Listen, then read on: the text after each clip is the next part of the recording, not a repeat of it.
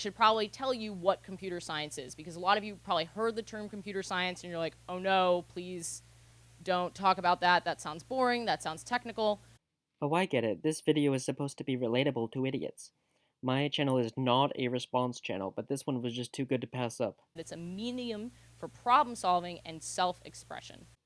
Did you hear that? Formal logic, theory of computation, these are no longer part of computer science. Okay, more seriously, the problem is that almost everything is a tool for problem solving and creative expression in some capacity, so it doesn't carry in for any information. It says it's a medium, it doesn't say what medium is it. What is the medium? So it doesn't say anything about it at all. If you major in computer science, you can go and work for one of these companies. You can? Shit, someone should tell the people looking at my resume.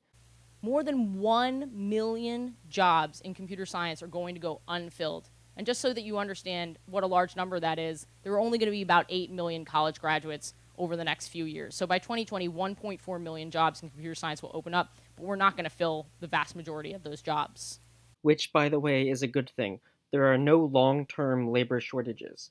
When people say labor shortages, if they're complaining about it, it means they're a corporation. For the workers, labor shortages are always good because it means more job security, like she said, and higher wages. So, fair enough, she's making a case about why, if you're smart enough to handle it, you should go into computer science. Let's keep watching. Also, that's the founder of Google, Larry Page, and his girlfriend.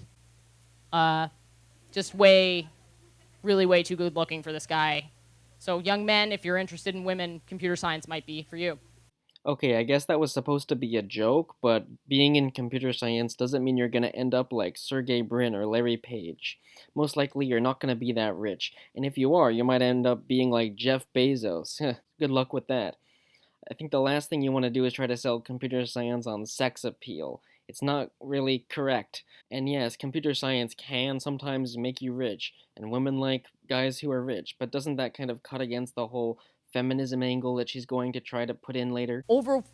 Just under 400,000 students took the AP history test last year. These are high school students, the advanced placement exam.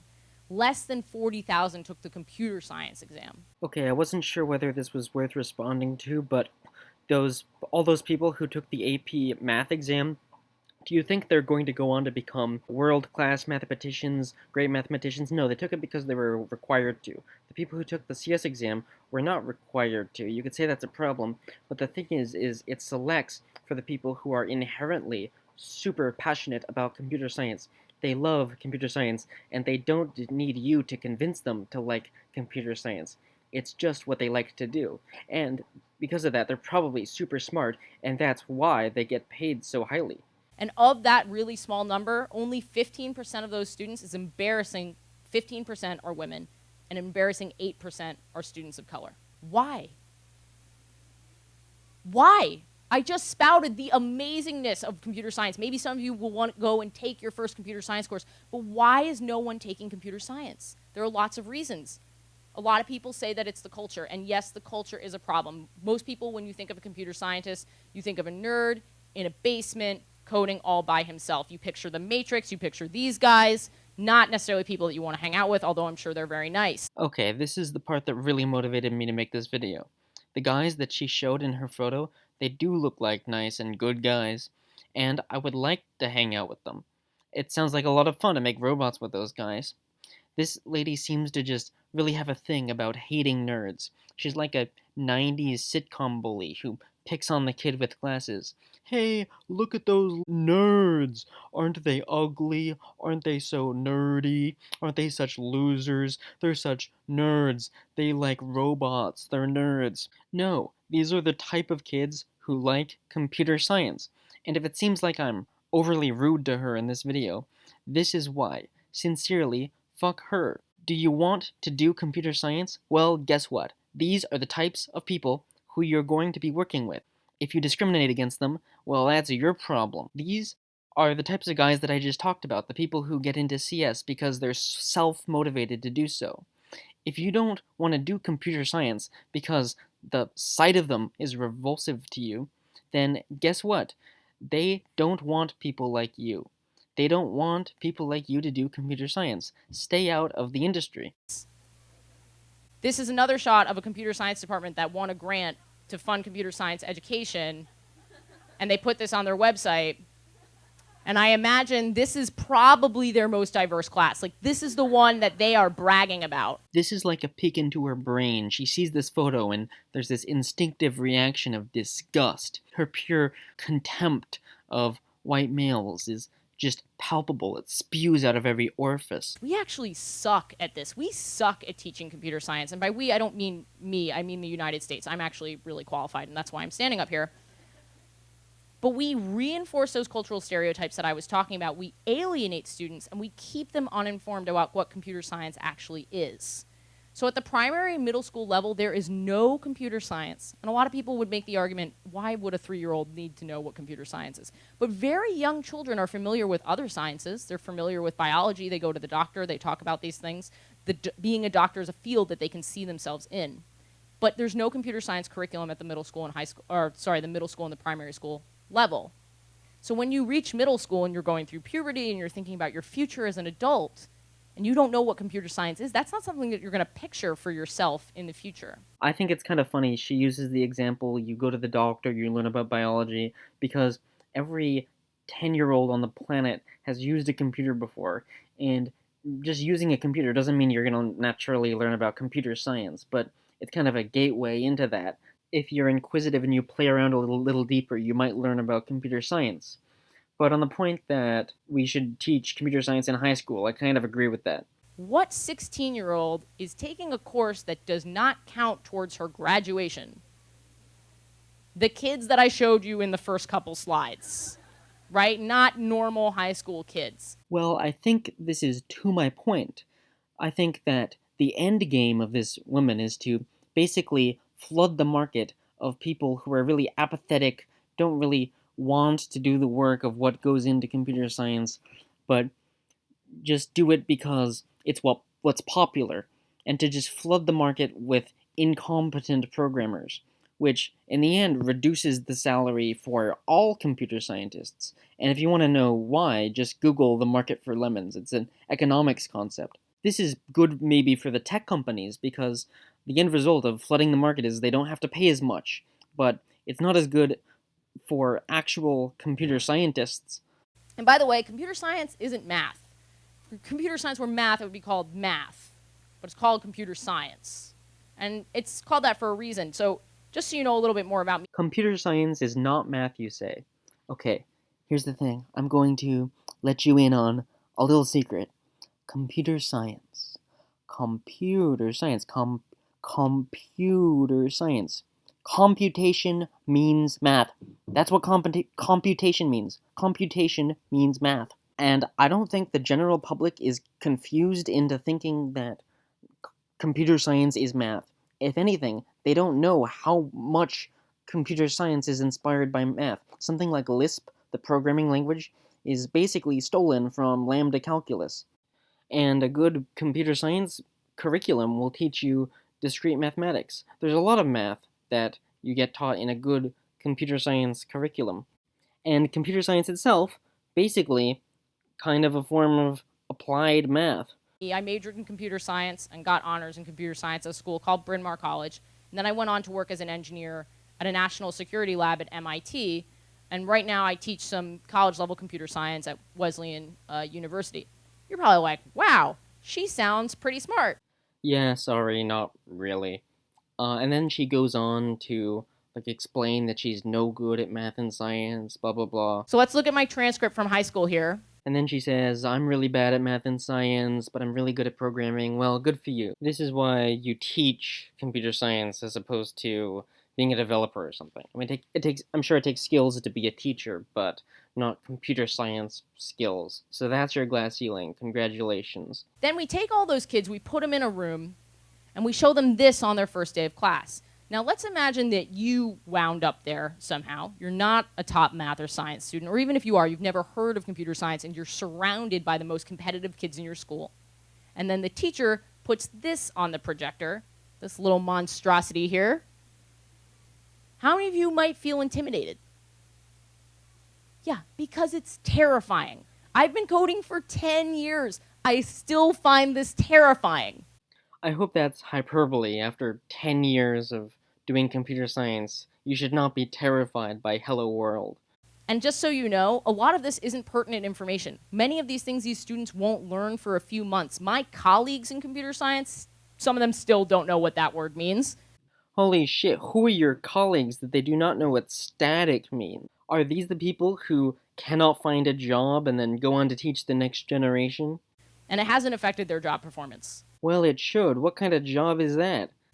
Why are we doing this? We need more engineers, and yet we're pushing these kids out and trying to make this seem like it's an elite club for only the smartest people in the country. I can actually answer that. We don't need more engineers. We need more good engineers. We need more competent engineers. And when you show the data about the demand for engineers, the data people provide is what is the number of competent engineers that we want. Computer science is not about numbers or random symbols. It's not even really about code. It's about problem solving and making really, really cool things. Did she just say computer science isn't really about code?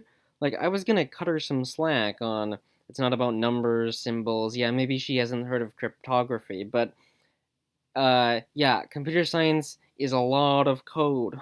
Computer science is the only subject where on day one you can walk into class and in 45 minutes you can program a video game.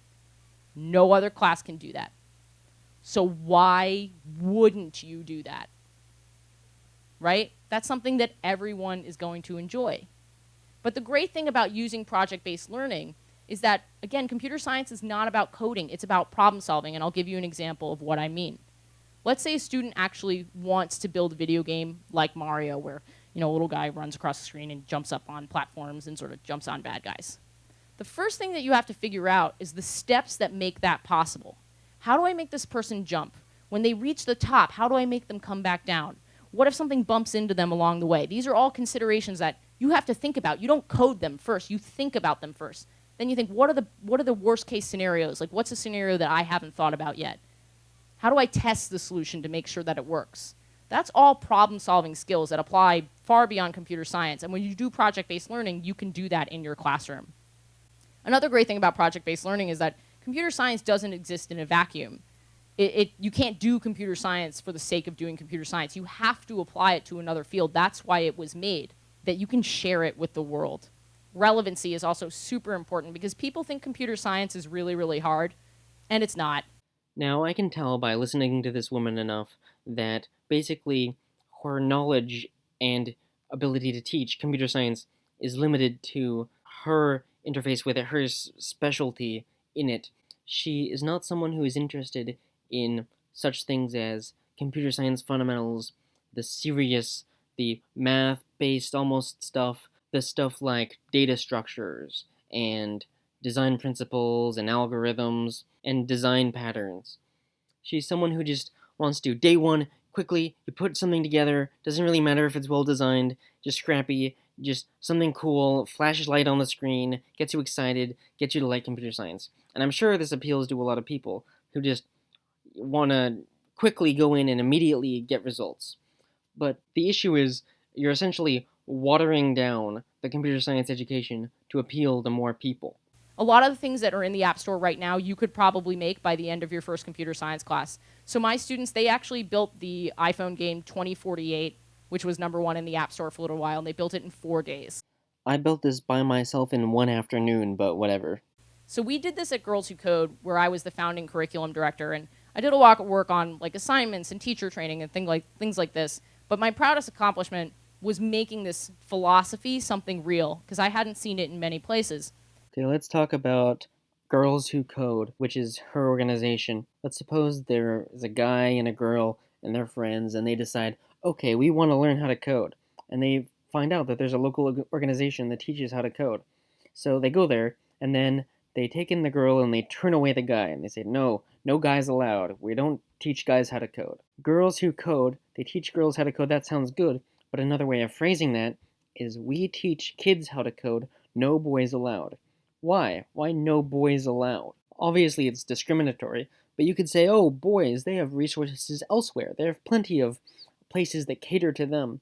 But I didn't have that in high school. In high school, I didn't have any place to teach me how to code. Now I need to point out a few more things. Girls Who Code is sponsored by AOL, Google, Microsoft, and AT&T. These are the companies that fund it. These are the companies that ensure its existence. I'm not necessarily attacking that 100%. I think it's fine for companies to sponsor projects to teach people skills so that they can ensure a workforce. I generally favor free market, right? But she's no saint. We have to figure out what's really going on here. This is kind of speculative, I admit, but do you really want to learn to code in the way that these major corporations want you to know to code as opposed to what's good for your own personal self-enrichment? It kind of harkens back to the tale that the reason why the public schools are the way that they are is because the robber barons sculpted them that way to create workers for the assembly lines. And so in this case, these corporations get to crowd out the supply while simultaneously abiding by their equity initiative for regulatory and advertising purposes. And I just taught my friend how to code so that she could try and cure sickle cell anemia. That's the problem that she's working on. So basically, I'm curing sickle cell anemia. And I'm funny. I can't prove it, but I am. Well, let's hope someone laughed, because there have been a lot of quasi-attempts at humor during this speech, and a lot of kind of awkward things, a lot of situations where she's really cocky. In fact, she's almost as cocky as me. And I guess the joke is, the humor comes from the fact that she's self-aware about it. But then I have to ask myself, how self-aware is she really? Because there are certain situations where I kind of am not sure whether the humor was intentional. Lady Ada Lovelace, she's the first ever computer programmer. She actually lived during the 1800s, the early to mid 1800s. And she worked with a man named Charles Babbage, who invented the first idea of a computer. It never got made because it was way ahead of its time and they couldn't get the funding, but it was called the analytical engine. And Lady Ada Lovelace thought, oh my gosh, I could make stuff with this. She didn't say that. I'll give you the exact quote. But she was the first programmer because she figured out that she could use this machine to build the things that she imagined in her mind. And the quote was, "The analytical engine, on the contrary, is not merely adapted for tabulating the results of one particular function and of no other, but for developing and tabulating any function whatever. In fact, the engine may be described as being the material expression of any indefinite function of any degree of generality and complexity." Yes, I knew she was bound to bring up Ada Lovelace. She couldn't get through the speech without bringing up Ada Lovelace. And fair enough, you can bring up Ada Lovelace if you want, but let me read you a quote first. This is a quote from Stanley Frankel. He said, "Von Neumann firmly emphasized to me, and to others I am sure, that the fundamental conception is owing to Turing, insofar as not anticipated by Babbage, Lovelace, and others." So what this essentially means is, Lovelace had the idea of the computer, but she didn't actually contribute to the chain of invention that led to its creation. And in a sense, she had the idea a long time ago, but the people who actually made the computer were not inspired by her. They did not take her work and build on it. It was just impressive that she had the idea long before anyone else did. But then in terms of actual influence on the field of computer science, influence probably negligible. Probably, if you erased her, it wouldn't really change that much. And the idea itself, the thing that's being displayed in the quote in the speech, is just the idea of a machine that can tabulate any functions, and then you have an archive of functions, and then functions can use other functions. So it all builds on itself all the way back to the most primitive functions. That is, well, it's nice someone had the idea, but to be honest, it's kind of intuitive. Like, I had a very similar idea just when I learned about functions in algebra class in, 7th grade. The truly ingenious thing is not the idea, oh, let's make a flying machine. Anyone can have the idea, let's make a flying machine. The difficult and ingenious part is actually figuring out how to make a flying machine. So there you have it. In my opinion, the worst TED or TEDx talk about computer science. Not that TEDx talks were ever that good to begin with. You'll have difficulty finding a really good TEDx talk. They really watered down their brand with that thing. Okay, I want this video to get some exposure, so I have to say, if you watched this far, then at least like it, or if this is just the first video of mine that you saw, then you can check out my other videos. Alright. Actually, one more thing. I found out that she did actually respond to some of these criticisms that she was getting in a comment. So the first thing she says, the first point, and yes, she does refer to herself in the third person. She says that she is not against math. If her point is that you don't need like high school math in order to do basic programming, then she's correct. But what I was saying was that CS can be considered kind of a type of math, but I get it. She's kind of correct about you don't need high school math to become a basic programmer. That's pretty true. She has this really fucking weird comment that a lot of girls and minorities believe that you need to be a math expert going into computer science, which just seems really weird to me. I don't think that's particularly prevalent among girls and minorities. I think plenty of guys and white people think that just as much. And I wouldn't say that's completely wrong that math generally predicts how good you will be at computer science. I mean, it does a better job at predicting that than, say, English literature. I mean, if you're really good at math and really bad at English literature, you're probably kind of the type of thinker that will more likely to do good at computer science, to be just completely honest, as opposed to someone who's just really great at English literature and sucks at math. Maybe it worked for this woman, I don't know, but the general principle holds true. The next comment she makes is that she doesn't want to water down the CS education.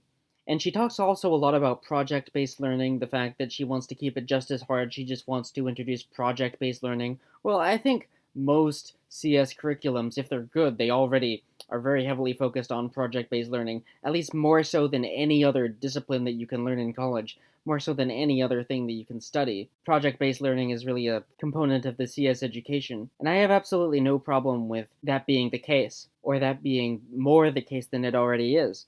But on the question that she is watering down the CS education, I think that the way she described just introducing kids into computer science, I don't know, it doesn't sound like she's showing them the fundamentals, the data structures. It sounds like she just wants them to jump in to build something, which is fine if you just want to get people excited, but it's really not as vigorous, at least at the start, at least how she's describing it. So I'm sure this lady has done a lot of good work and worked really hard to educate a lot of students how to do computer science, and they've been very successful.